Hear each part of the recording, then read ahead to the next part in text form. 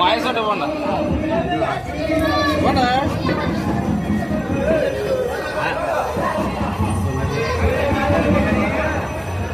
మీరు ఎక్కడండి? మాది పిఠాపురం మండలం విరాగ్రామం అమ్మ. నేను పిఠాపురం మాజీ ఎంపీ. నా పేరు గురుమూడి రాంబాబు. ఈరోజు పవన్ కళ్యాణ్ గారి ర్యాలీ ఉంది పిఠాపురం నియోజకవర్గంలో.